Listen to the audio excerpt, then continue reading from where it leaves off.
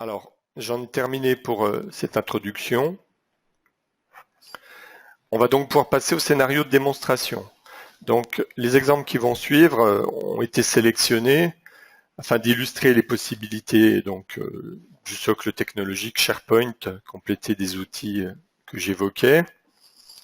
Et donc, dans ce contexte, les usages que nous allons démontrer seront probablement sensiblement différents de vos pratiques habituelles.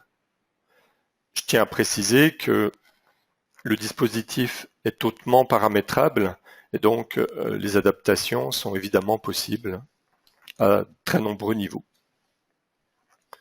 Alors notre scénario de démonstration est un scénario qui va partir donc du recrutement d'une nouvelle collaboratrice, donc recrutement qui a été mené par la direction des ressources humaines en s'appuyant sur son centre de service. Ensuite, le processus d'accueil de cette nouvelle collaboratrice va être engagé par les RH en passant la main à différents services, dont l'IT. La collaboratrice va arriver, donc elle va avoir à mener un certain nombre d'actions.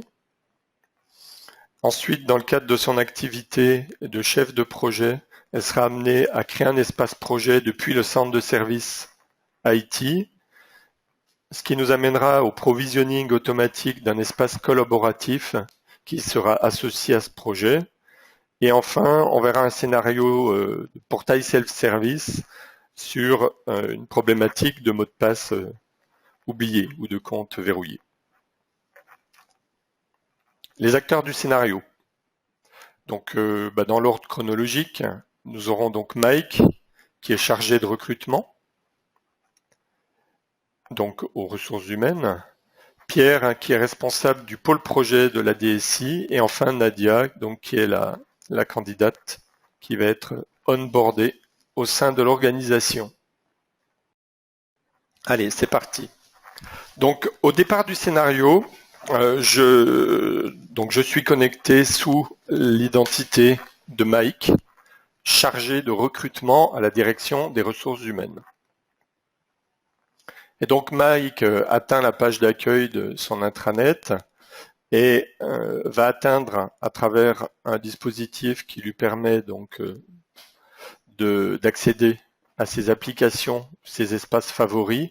Il va accéder au centre de service de la DRH, qui est son outil de travail principal. Voilà, donc depuis le centre de service de la DRH, à travers son activité de recrutement, Mike voit effectivement un certain nombre d'éléments de navigation sur la gauche, notamment dans le pavé recrutement. Les autres pavés sont réduits puisqu'il n'y a pas nécessairement accès, c'est pas sa fonction.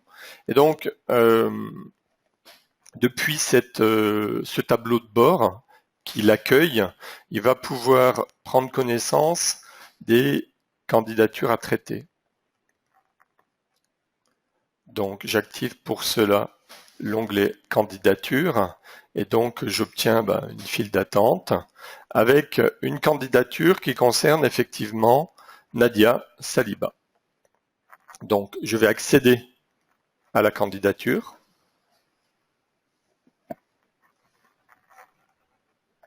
Alors, notre deuxième épisode de la série de 6 webinaires s'attachait justement à ce processus de recrutement, mais côté ressources humaines.